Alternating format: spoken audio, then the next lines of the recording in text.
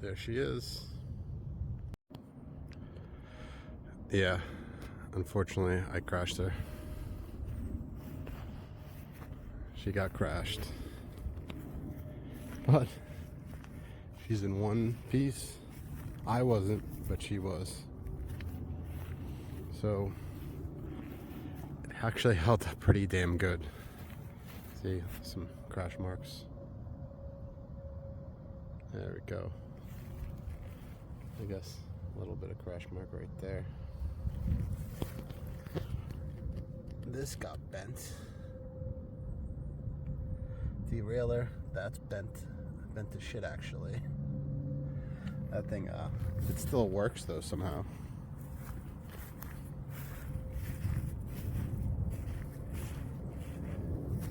Yeah, it somehow survived.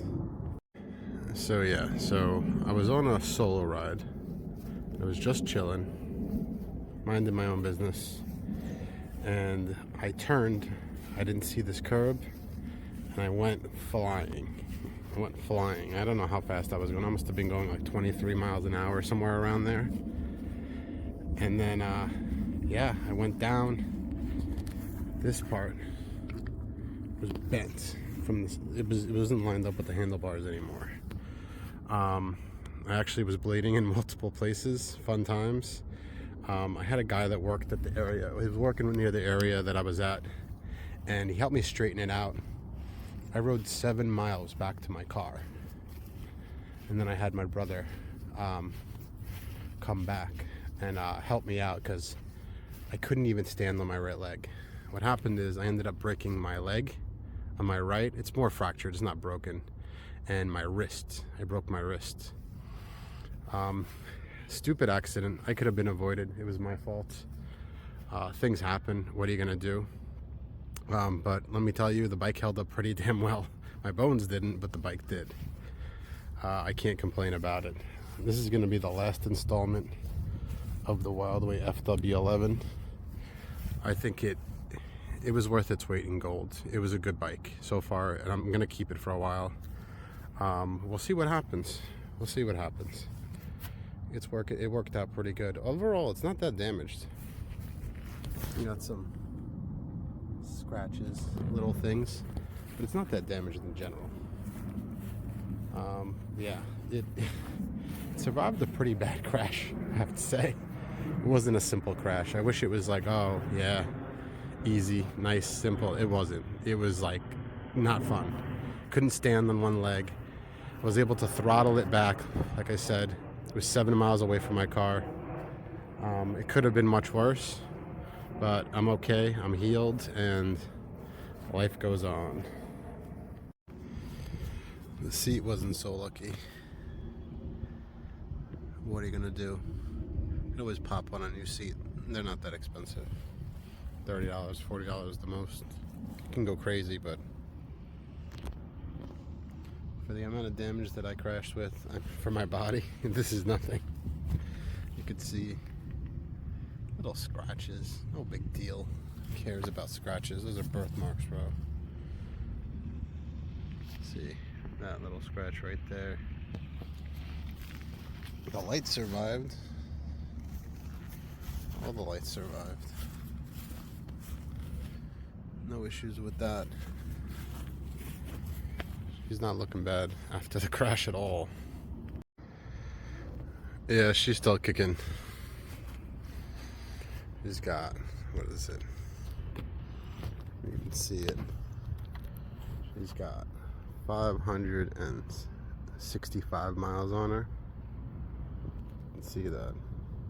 The craziest amount, but she held her own. She held her own. The shocks still work, but it looks like something got stuck in there. So I have that lube that you put in there and it cleans out the shock. I'm gonna have to do that and see what happens.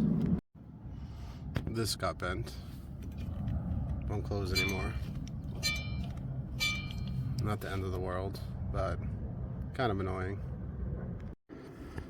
So what's happening now is the bike runs well. Runs no problem, but back here, I'm getting this weird clicking. Like it goes click, click, click, click, click, click as I'm riding. Only when I hit bumps though. I think it's the derailleur itself, but again, I tighten everything and somehow it still clicks. I'm getting clicking in the front also. Why? I don't know. Everything is tight. I think it's a possibility the frame may be an issue, but that's yet to be determined. I haven't taken it to a pro bike shop or anything. I just been riding.